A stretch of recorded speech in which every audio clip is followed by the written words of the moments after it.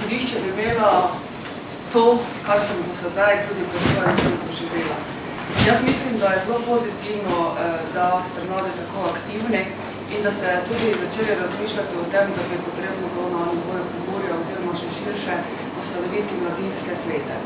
Jaz sem zelo vesela, da imamo v Ljutomeru to veliko čast in da imamo tudi zelo aktivne mlade in da ta mladinski svet tudi zelo aktivno deluje. Nam tudi določene stvari, določene aktivnosti uspešno gratajo, ko si jih dejansko zastavimo. In glede na to, da imamo kar nekaj stvari na občini, ki pač moramo postoriti, smo zelo veseli, ko se najavijo k nam in tudi preneso nove predloge in pobude. In jaz sem jim hvaležna, prinesla sem mi predlog, da smo ustanovili tudi odbor za analizo stanja na področju mladine. Analiza se je naredila in jaz že komaj čakam tudi na rezultate, kaj bo to prineslo, da bomo seveda lahko potem zastavili nove ukrepe, kaj narediti, da seveda boste se mladi v naši družbi dobro počutili, da se boste postavili v vlogo odločevalcev in da boste trdno vztrajali na svoji poti. Namreč vse to, kar smo danes slišali, to tako ali tako znamo, da smo zašli na eno zelo neugodno pot v Sloveniji in jaz računam na vas, da boste se odločno tudi uprli. Mislim, da imate možnosti veliko. S tem, da boste si oblikovali organe, da boste aktivni, mislim, da je tudi potrebno razmišljati v tej smeri, če ste zainteresirani, da se da tudi pobuda na svet regije, se pravi, da se ta pobuda za ustanovljanje mladinskih svetov ustanovi na nivoju Pomurja, da se župani seznanijo o teh aktivnostih in tam smo seveda zbrali vsi župani pomurskih občin. In tam se lahko ta ideja tudi predstavi. Jaz verjamem, da bodo vsi župani tudi želeli čim prej narediti kaj na tem področju, saj imamo vsi zelo dosti mladih, ki imajo takšne in drugačne težave. Zelo spodbudno in pozitivno se mi zdi tudi ta zapis glede prostovoljstva, nekje je potrebno začeti, potem te opazijo in potem imaš seveda veliko možnosti, da dobiš zaposlitev in tako naprej.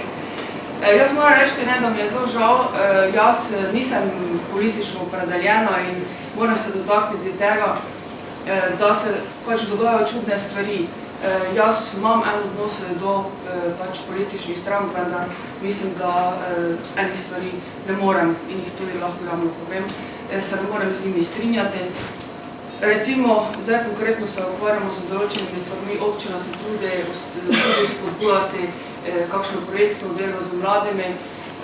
Vključeni smo recimo v neki evropski projekt, ker imamo pogodbe za čas trajanja projekta z mladim človekom in sedaj seveda to ne smemo imeti, prekiniti pogodbe in tako naprej. Občinski svet ne bo dovolil tega na proračunu. To jaz obsojam. Potem obsojam seveda odločitve brez argumentov za neke nove projekte. Ko pridejo mladi z nekimi novimi idejami, s primeri dobrih praks iz evropskih držav, pa nekdo, ki se ne želi ali pa se noče podrobiti določene stvari, ne podpre projekta, ki bi prinesla nove zaposlitve. Tako da moramo delati. To so samo nekateri primeri, ki jih jaz doživljam in jaz mislim, da boste se, oziroma vas celo spodbujam v tem smislu, če ne bo vas, tudi v občinski svet, se pravi na lokalni ravni, potem se ne bo nič spremenilo, ker so določeni ljudje že pa dolgo na določenih mestih.